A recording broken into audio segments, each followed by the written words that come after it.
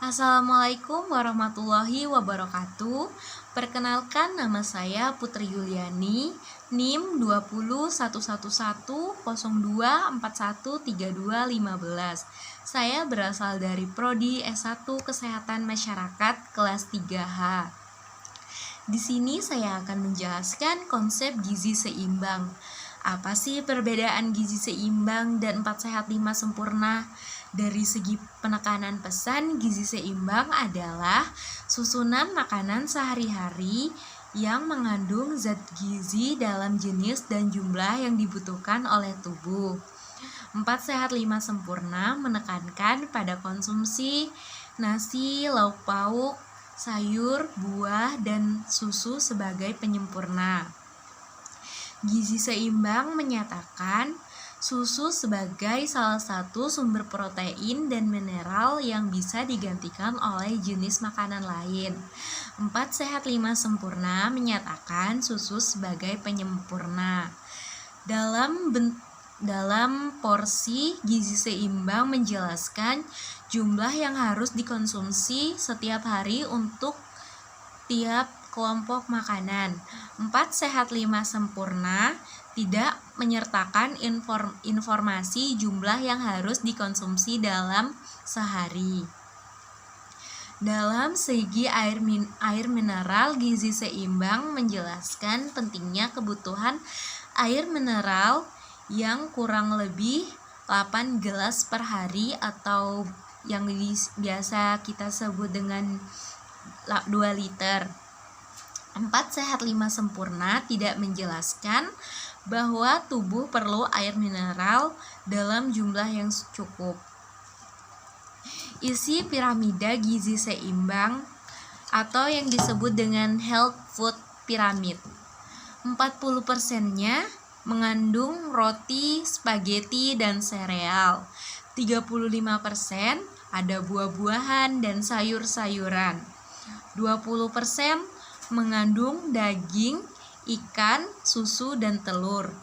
Dan 5%-nya lagi mengandung minyak, gula, dan permen. Di sini ada beberapa tingkatan. Tingkatan pertama yang paling dasar adalah menjaga berat badan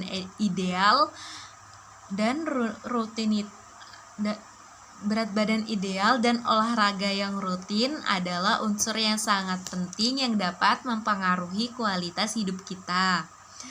Tingkatan yang kedua ada dalam tubuh manusia itu berfungsi sebagai pembentuk sel dan cairan tubuh.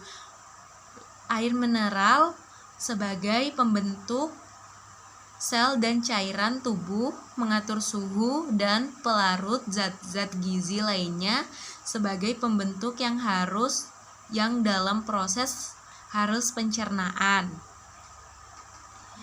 Kita membutuhkan sekitar 2 liter air per hari.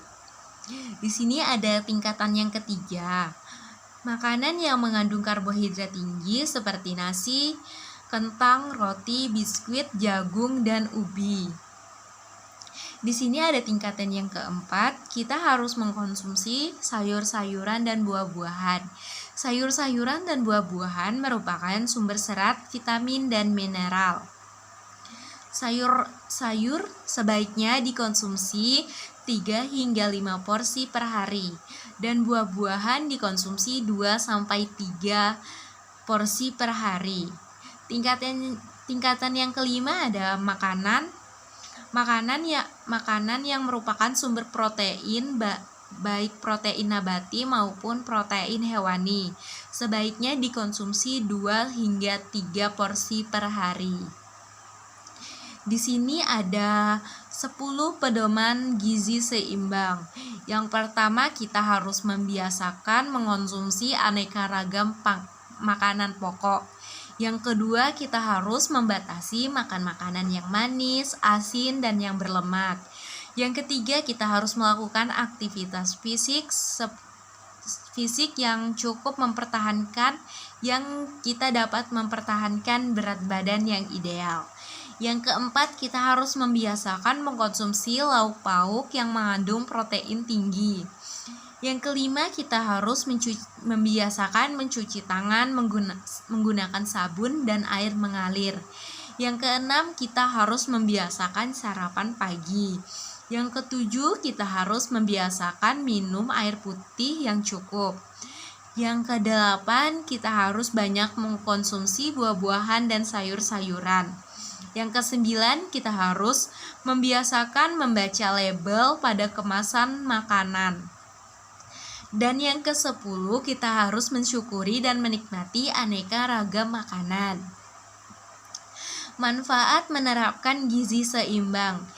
Itu manfaatnya kita dapat membantu untuk setiap individu memenuhi gizi setiap hari dengan porsi yang ideal sehingga akan mudah terhindar dari beberapa penyakit.